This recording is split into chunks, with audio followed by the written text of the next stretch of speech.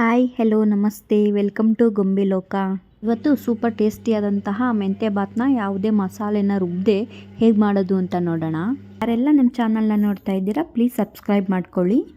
ಮೆಂತ್ಯ ಬಾತ್ ಮಾಡೋಕ್ಕೆ ನಾನಿಲ್ಲಿ ಸ್ವಲ್ಪ ಕಸೂರಿ ಮೆಂತ್ಯ, ಸಾಸಿವೆ, ಕರಿಮೆಣಸು, ಚಕ್ಕೆ, ಲವಂಗ, ಬೆಳ್ಳುಳ್ಳಿ ಪೇಸ್ಟ್, ಪಲಾವ್ ಪೌಡರ್, ಗರಂ ಮಸಾಲ, ಧನಿಯಾ ಪೌಡರ್, ಏಲಕ್ಕಿ ಹಾಗೆ ಜೀರಿಗೆನ ತಗೊಂಡಿದ್ದೀನಿ. ಇವಾಗ ಒಂದು ಕುಕ್ಕರ್ನ ಇಟ್ಟು ಕುಕ್ಕರ್ ಬಿಸಿ ಆದ ನಂತರ ಅದಕ್ಕೆ 2 ಸ್ಪೂನ್ ಆಯಿಲ್ನ ಹಾಕ್ಕೊತಾ ಇದ್ದೀನಿ. ಆಯಿಲ್ ಬಿಸಿ ಆದಮೇಲೆ ಚಕ್ಕೆ, ಲವಂಗ, ಕರಿಮೆಣಸು ಹಾಗೆ ಏಲಕ್ಕಿನ ಹಾಕ್ಕೊಂಡು ಫ್ರೈ ಮಾಡ್ಕೊತಾ ಇದ್ದೀನಿ. ನಂತರ ಇದಕ್ಕೆ ಸ್ವಲ್ಪ ಜೀರಿಗೆ ಹಾಗೆ ಸಾಸಿವೆ ಕೂಡ ಹಾಕ್ಕೊತಾ ಇದ್ದೀನಿ. ಜೀರಿಗೆ ಸಾಸಿವೆ ಚಟಪಟ ಆದ ನಂತರ ಇದಕ್ಕೆ ಕರಿಬೇವು ಕೂಡ ಸೇರಿಸ್ಕೊತಾ ಇದ್ದೀನಿ. ಇವಾಗ ಇದಕ್ಕೆ ಕಟ್ ಮಾಡಿ ಇಟ್ಕೊಂಡಂತಹ ಈರುಳ್ಳಿನ ಸೇರಿಸ್ಕೊತಾ ಇದ್ದೀನಿ. ನಾನಿಲ್ಲಿ 2 ಈರುಳ್ಳಿನ ಉದ್ದುದಕ್ಕೆ ಕಟ್ ಮಾಡಿ ತಗೊಂಡಿದ್ದೀನಿ. ಇದಕ್ಕೆ ಖಾರಕ್ಕೆ ಅನುಗುಣವಾಗಿ ಹಸಿಮೆಣಸಿನಕಾಯಿನ ಹಾಕ್ಕೊತಾ ಇದ್ದೀನಿ. ಈರುಳ್ಳಿ ಚೆನ್ನಾಗಿ ಗೋಲ್ಡನ್ ಕಲರ್ ಬರೋವರೆಗೂ ಚೆನ್ನಾಗಿ ಇದನ್ನು ಫ್ರೈ ಮಾಡ್ಕೋಬೇಕು. ಹಾಗೆ ಇದಕ್ಕೆ ಹೆಚ್ಚಿ ಇಟ್ಕೊಂಡಂತಹ ಟೊಮೊಟೊನ ಸೇರಿಸ್ಕೊತಾ ಇದ್ದೀನಿ. ನಾನಿಲ್ಲಿ 2 ಟೊಮೊಟೊನ ತಗೊಂಡಿದ್ದೀನಿ.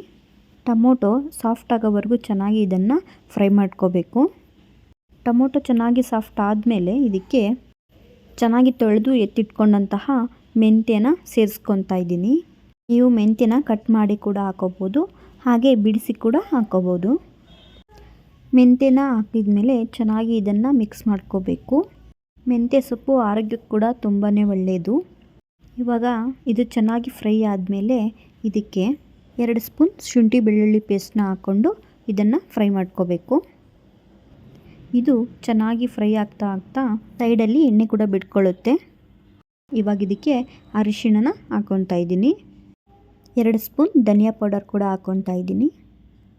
ಮತ್ತು ಇದಕ್ಕೆ 1 ಸ್ಪೂನ್ ಪಲಾವ್ ಪೌಡರ್ ಹಾಗೆ 1 ಸ್ಪೂನ್ ಗರಂ ಮಸಾಲನ ಸೇರಿಸ್ಕೊತಾ ಇದ್ದೀನಿ.